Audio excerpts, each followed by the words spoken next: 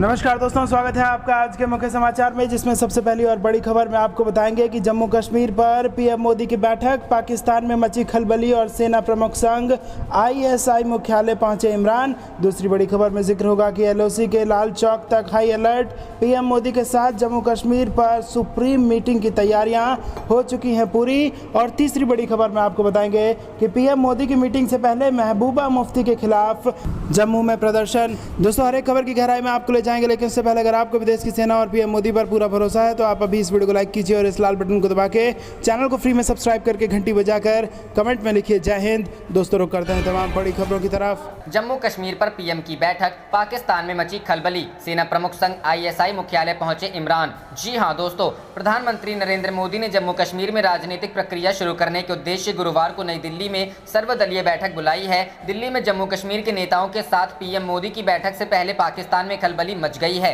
भारत में बैठक शुरू होने से पहले पाकिस्तान के प्रधानमंत्री इमरान खान एक बार फिर खुफिया एजेंसी आईएसआई के मुख्यालय पहुंचे। पाकिस्तान की खुफिया एजेंसी आईएसआई के इस्लामाबाद स्थित मुख्यालय में इमरान खान और सेना प्रमुख जनरल कमर जावेद बाजवा व एजेंसी के शीर्ष अफसरों की बैठक हुई। एक माह में इमरान का आईएसआई मुख्यालय का यह दूसरा दौरा है। राष्ट्रीय खुफिया समन्वय समिति की यह बैठक ऐसे वक्त हुई है जब भारत में जम्मू कश्मीर के नेताओं के साथ प्रधानमंत्री मोदी बैठक करने वाले हैं। वहीं लाहौर में आतंकी सरगना हाफिज सईद के घर के पास धमाके में 2 लोगों की मौत हो गई और 17 घायल हो गए। धमाके से पूरा इलाका थर्रा गया। उधर अफगानिस्तान में तालिबान फिर सक्रिय है। इमरान खान के साथ पाक के शीर्ष सैन्य व खुफिया अधिकारियों ने इन्हीं मुद्दों पर चर्चा की।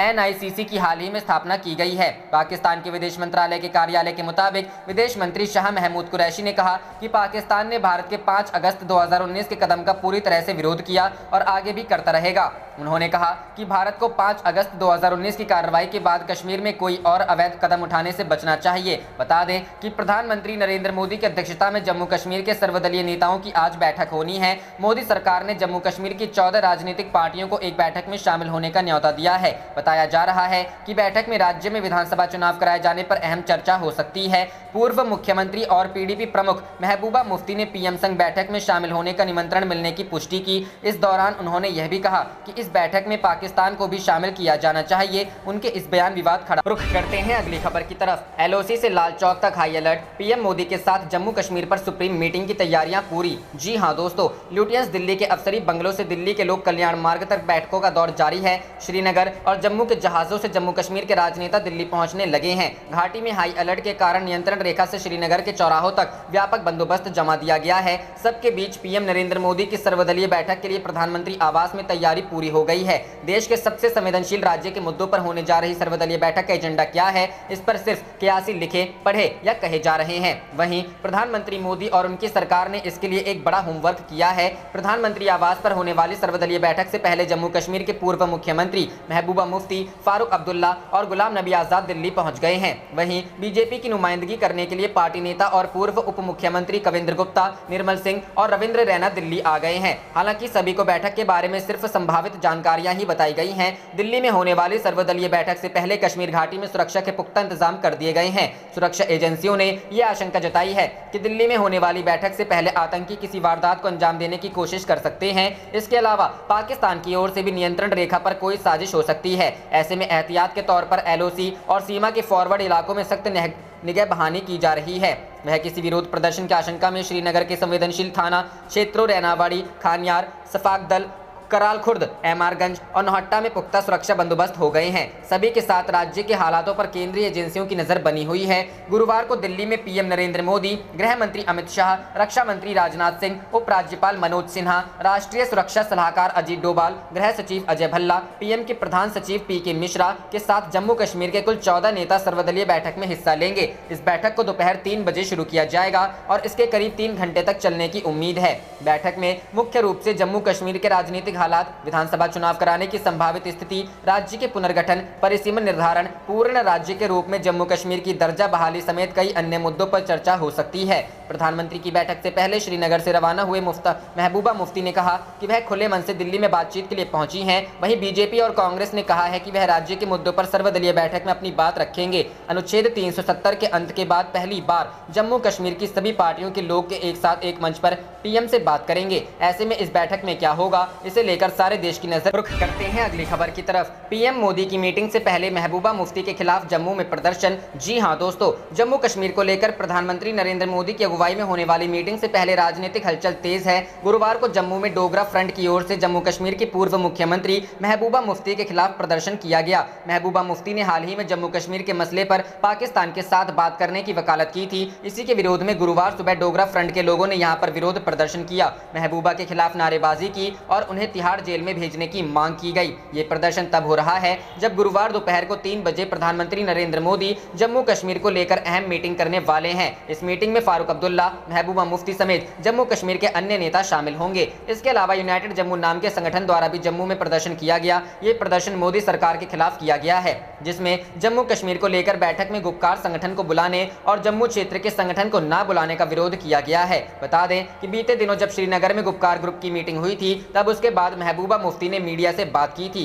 तभी महबूबा ने कहा था कि जम्मू कश्मीर के मसले पर सरकार को हर किसी से बात करनी चाहिए, पाकिस्तान से भी बात करनी चाहिए। हालांकि बाद में जब महबूबा मुफ्ती दिल्ली के लिए रवाना हुई, तब उन्होंने कहा कि वह प्रधानमंत्री संग बात करने के लिए जा रहे हैं। ऐसे में खुले मन के साथ ही चर्चा करेंगे। बता दें कि गुपकार ग्रुप के नेताओं ने मीटिंग में अनुच्छेद 370, 35A समेत अन्य मसलों को उठाने की बात कही थी। रुख करते हैं अगली खबर की तरफ। अंतर्राष्ट्रीय सीमा पर बीएसएफ ने ढेर किया पाकिस्तानी ड्रग्स स्मगलर, 135 करोड़ की हेरोइन बरामद। जी हां दोस्तों, सीमा सुरक्षा बल ने जम्मू कश्मीर के कठुआ जिले में अंतर्राष्ट्रीय सीमा के पास बुधवार को ड्रग्स की तस्करी करने के एक प्रयास को नाकाम करते हुए एक पाकिस्तानी घुसपैठियों को मार गिराया। अधिकारियों ने बताया कि इलाके में तलाशी अभियान के दौरान बीएसएफ ने 27 पैकेट हेरोइन बरामद की है, जिसकी अंतर्राष्ट्रीय बाजार में कीमत लगभग 135 करोड़ रुपए है। आईजी बीएसएफ NS जामवाल ने कहा कि वे इस घटना पर पूरे सबूत के साथ पाकिस्तानी सेना के समक्ष कड़ा विरोध दर्ज कर रहे हैं। पंसार सीमा चौकी क्षेत्र में जब्त किए गए मादक पदार्थों का निरीक्षण करने के बाद आईजी ने मीडिया से कहा कि कुछ समय से हमें कठुआ सीमा के माध्यम से नशीले पदार्थों की तस्करी के संभावित प्रयासों के बारे में सूचना मिल रही थी। अग्रिम इलाकों में तैनात हमारे जवानों ने रात 2:30 से 3 बजे के बीच 3 से 4 लोगों की आवाजाही देखी। अधिकारी ने कहा कि तस्कर सीमा बाढ़ के पास पहुंच गए और इसके बाद सुरक्षा बलों ने उन्हें ललकारा। बीएसएफ के महानिरीक्षक ने बताया कि तस्करों ने चेतावनी को नजरअंदाज कर दिया और सैनिकों ने घुसपैठियों के बीच में से किसी के द्वारा हथियार उठाने की आवाज सुनी। जवानों ने गोलीबारी की, जिसमें एक तस्कर मारा गया। इसके बाद सुबह तलाशी के दौरान उसका शव मिला और साथ ही 27 किलोग्राम हेरोइन भी बरामद की गई। उन्होंने बताया कि 23 जनवरी को बीएसएफ को 150 मीटर की एक भूमिगत सुरंग का पता चला था, जिसे पंसार क्षेत्र में विध्वंसक गतिविधियों को अंजाम देने के लिए पाकिस्तान से आतंकवादियों की घुसपैठ में मदद देने के वास्ते बनाया गया था। उन्होंने कहा कि हेरोइन को कपड़े में बांधकर 1 किलो के पैकेट में पैक किया गया था, जिससे पता चलता है कि तस्कर खेप को एक पाइप के माध्यम से ढकेलने की साजिश बना रहे थे और भारतीय हिस्से की ओर कोई उसे लेता। यह पूछे जाने पर कि क्या कोई हथियार बरामद हुआ है, जामवाल ने कहा कि अभियान के दौरान कोई हथियार जब्त नहीं किया गया और ऐसा संदेह है कि मारे गए तस्कर के साथी वापस भागते समय हथियार ले गए होंगे। रुख करते हैं अगली खबर की तरफ। यूपी में मुख्यमंत्री चेहरे पर गहमा गहमी के बीच बीजेपी केंद्रीय दस्ते का दौरा खत्म।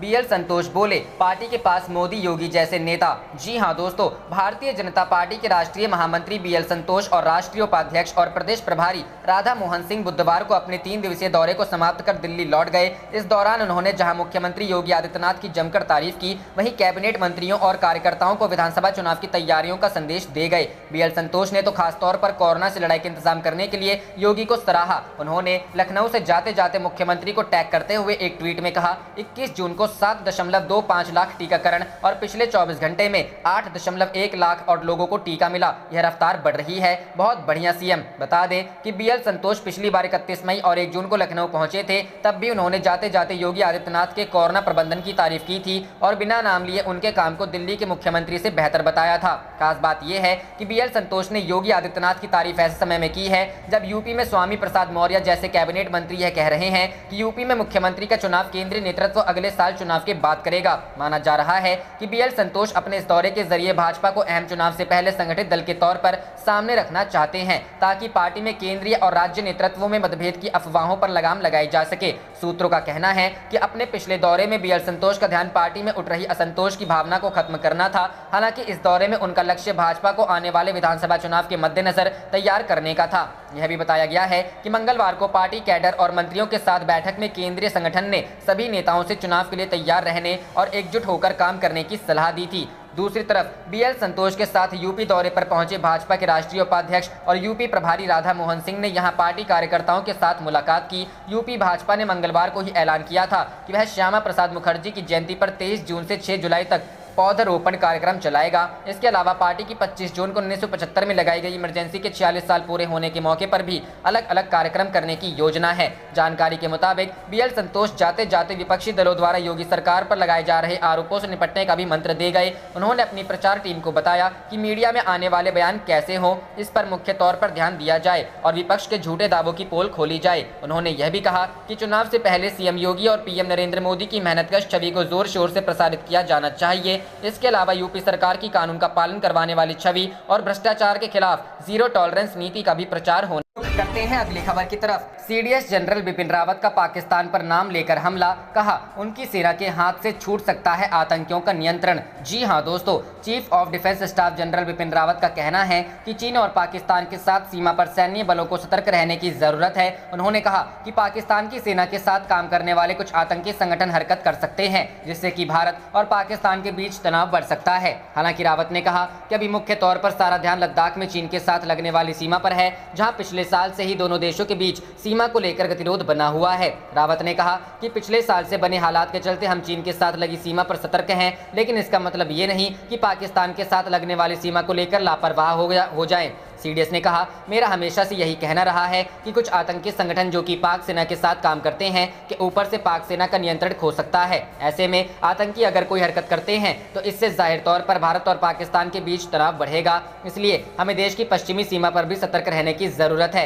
रावत ने कहा कि जहां तक पाकिस्तान के साथ संघर्ष विराम की बात है, अगर पड़ोसी देश हथियारों और ड्रग्स की तस्करी ऐसे ही जारी रखता है तो फिर संघर्ष विराम का कोई मतलब नहीं रह जाता है। पड़ोसी देश के इन कामों से शांति प्रक्रिया बाधित होती है। सीडीएस ने कहा कि अगर देश की तीनों सेनाएं एक साथ एकीकृत रूप से काम करती हैं तो इससे बड़ा बदलाव आएगा और आने वाली किसी भी चुनौती से बेहतर तरीके से निपटा जा सकता है। रावत ने जम्मू कश्मीर में शांति प्रक्रिया पर कहा कि निश्चित तौर पर वादी के लोग भी अमन और चैन चाहते हैं। रावत ने कहा कि जम्मू कश्मीर ने कई सालों तक आतंकियों और घुसपैठ का सामना किया है, अब 370 हटने के बाद से अमन चैन कायम हो रहा है। रावत ने कहा कि समय के साथ साथ स्थानीय लोग भी आतंक और हिंसा के प्रति सहानुभूति रखना छोड़ देंगे। जिन युवाओं को गुमराह किया गया है उनको समझाने का काम किया जाएगा कि हिंसा और आतंक समस्या का समाधान नहीं। रुख करते हैं अगली खबर की तरफ। जम्मू कश्मीर पर पीएम मोदी की मीटिंग से पहले 48 घंटे का alert, high speed internet service suspend. जी हां दोस्तों, प्रधानमंत्री नरेंद्र मोदी की अगुवाई में गुरुवार को जम्मू कश्मीर को लेकर बैठक होनी है, जिसमें जम्मू कश्मीर की पार्टियों के नेता भी शामिल होंगे। इस बीच जम्मू कश्मीर के नेताओं के साथ प्रधानमंत्री मोदी की बैठक से पहले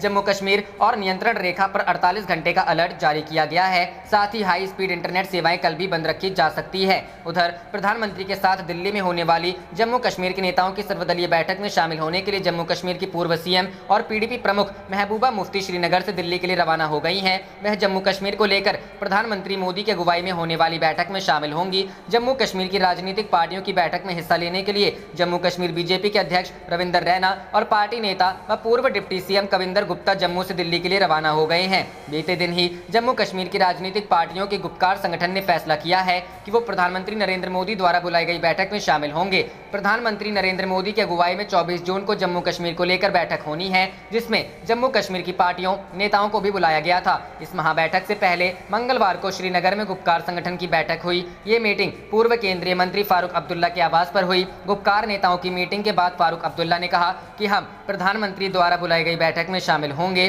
मीटिंग के बाद श्रीनगर और दिल्ली में मीडिया से बात की जाएगी। हमारा एजेंडा सभी को मालूम है और वही रहेगा। आपको बता दें कि सर्वदलीय बैठक के लिए केंद्र सरकार की ओर से जम्मू कश्मीर के कुल 16 नेताओं को न्योता भेजा गया है। जम्मू कश्मीर से अनुच्छेद 370 35A हटने के बाद केंद्र द्वारा राज्य के नेताओं द्वारा संवाद की सबसे बड़ी पहल। रुख करते हैं अगली खबर की तरफ। बाज नहीं आ रहा पाकिस्तान, सीज फायर की आड़ में आतंकियों को दे रहा है ट्रेनिंग। जी हां दोस्तों, FATF के सामने अपने को पाक साफ दिखाने के लिए पाकिस्तान ने ऐसा झूठ का प्रपंच रचा कि मानो वो किसी भी आतंकी गतिविधि में लिप्त नहीं है। भारत के साथ सीज फायर का पालन करने में भी वो ईमानदारी दिखाने की कोशिश तो बहुत बहुत कर रहा है, लेकिन ये सब बस कागजों तक ही सीमित दिख रहा है। जमीन पर भारत के खिलाफ आतंकी घटनाओं को अंजाम देने के लिए अपने प्लान पर वो बदस्तूर काम कर रहा है। भारतीय खुफिया एजेंसियों को मिली रिपोर्ट के मुताबिक LOC के दूसरी ओर POK में सभी आतंकी लॉन्च पैड पर आतंकियों का जमावड़ा लगा हुआ है। खुफिया रिपोर्ट के मुताबिक मई के महीने से ही POK की निकियाल पोस्ट पर आतंकियों को ट्रेनिंग देने का काम जारी है। इन आतंकियों को कोई और नहीं बल्कि पाकिस्तान के रिटायर्ड कमांडो ट्रेनिंग देते हैं। चूंकि SSG कमांडो LOC के चप्पे चप्पे से वाकिफ हैं,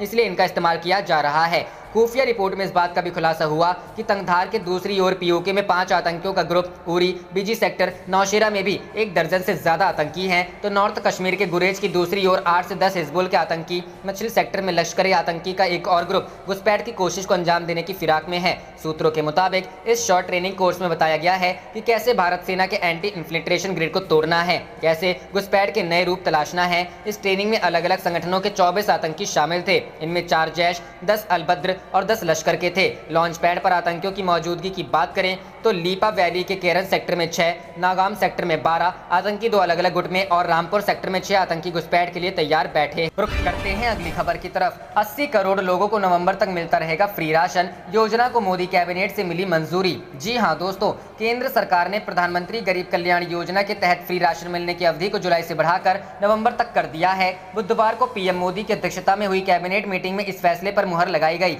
आपको बता दें कि केंद्र सरकार के इस फैसले से 80 करोड़ लोगों को फायदा होगा, जिन्हें सरकार ने जुलाई तक फ्री राशन देने की घोषणा की थी। सरकार ने कोरोना महामारी को देखते हुए ये फैसला लिया था। आपको बता दें कि केंद्र सरकार राष्ट्रीय खाद्य सुरक्षा अधिनियम, अंत्योदय अन्न योजना और प्राथमिकता वाले परिवारों के अंतर्गत आने वाले 81.35 करोड़ लाभार्थियों को डायरेक्ट बेनिफिट ट्रांसफर के तहत आने वाले परिवार को प्रति व्यक्ति हर महीने 5 किलो अनाज मुफ्त देगी। इस योजना पर सरकार का करीब 64,031 करोड़ रुपए का खर्च आएगा। आपको बता दें कि भारत सरकार इस योजना के लिए केंद्र शासित प्रदेशों या राज्यों की सरकार से एक भी पैसा नहीं ले रही है। आपको बता दें कि प्रधानमंत्री नरेंद्र मोदी ने राष्ट्र के नाम अपने आखिरी संबोधन में कहा था कि भारत सरकार प्रधानमंत्री गरीब कल्याण योजना को दीपावली तक के लिए बढ़ा रही है। PM ने ये घोषणा पिछले महीने की थी। PM ने कहा कि गरीब वर्ग के लोग मुफ्त राशन योजना का दीपावली तक फायदा उठा सकेंगे। रुख करते हैं अगली खबर की तरफ। चीन को चेतावनी, भारत अमेरिका ने हिंद महासागर में शुरू किया वृहद युद्धाभ्यास। जी हां दोस्तों, वर्चस्व और दादागिरी दिखाने के मकसद से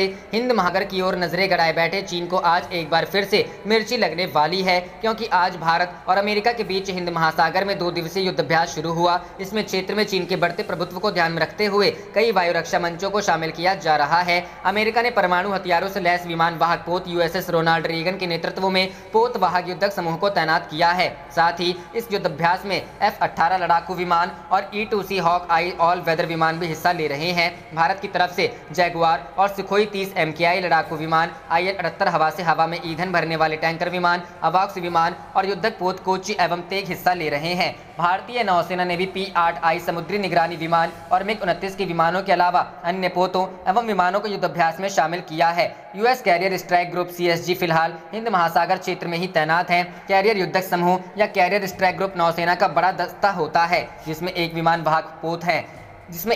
वाहक पोत के साथ कई विध्वंसक एवं अन्य पोत शामिल होते हैं। भारतीय नौसेना के प्रवक्ता कमांडर विवेक माधवाल ने मंगलवार को बताया, भारतीय नौसेना के युद्धक पोतों के साथ भारतीय नौसेना एवं वायुसेना के विमान संयुक्त युद्धाभ्यास में हिस्सा लेंगे। इसमें अमेरिका के निमित्ज श्रेणी के विमान वाहक पोत रोनाल्ड रीगन, आर्लेग ब्रुक श्रेणी का मिसाइल विध्वंसक USS हाल्से और USS शिलो शामिल होंगे। 2 दिवसीय युद्धाभ्यास का उद्देश्य द्विपक्षीय संबंधों को मजबूत करना और समुद्री अभियानों में समन्वय करने की क्षमता प्रदर्शित करना है। यह युद्धाभ्यास तिरुवनंतपुरम के दक्षिण में पश्चिमी समुद्री तट पर किया जा रहा है। पिछले कुछ वर्षों से भारत अमेरिका के बीच रक्षा संबंधों में मजबूती आई है। अमेरिका ने जून 2016 में भारत को बड़ा रक्षा सहयोगी बताया। रुख करते हैं अगली खबर की तरफ। भारत और चीन के बीच तनाव पर बोले CDS बिपिन रावत, भारतीय सेना पूरी तरह से मुस्तैद। जी हां दोस्तों, chief of defence staff general Bipin Rawat ने मंगलवार को कहा कि नियंत्रण रेखा पर अब तक संघर्ष विराम जारी है, लेकिन ड्रोन का उपयोग करके हथियारों और ट्रक्स की घुसपैठ से आंतरिक शांति प्रक्रिया बाधित हो रही है। जनरल रावत ने बताया, युद्ध विराम का मतलब यह नहीं है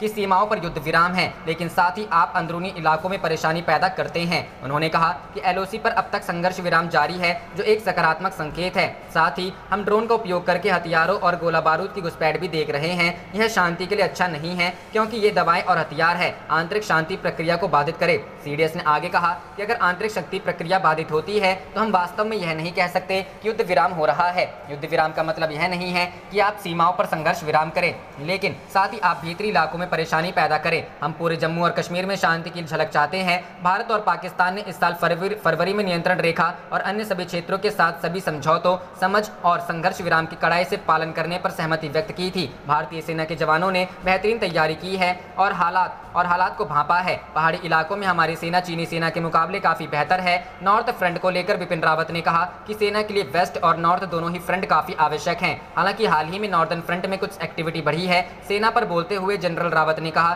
कि प्रक्रिया अच्छी तरह से चल रही है और यह संतोषजनक प्रगति कर रही है। 3 सेवाओं में से हम अधिकांश मुद्दों को हल करने में सक्षम हैं। एक बेहतर समझ है यदि 3 सेवाएं एकीकृत हो जाती है तो वे संयुक्तता ला सकते हैं और परिवर्तन कर सकते हैं। हमारी मौजूदा सेवाओं में से हम बेहतर दक्षता और उपयोग सुनिश्चित करेंगे। मुझे लगता है कि हम भविष्य में युद्ध के लिए बेहतर तरीके से तैयार हो। आप देख रहे थे आपका अपना चैनल जय हिंद जय भारत।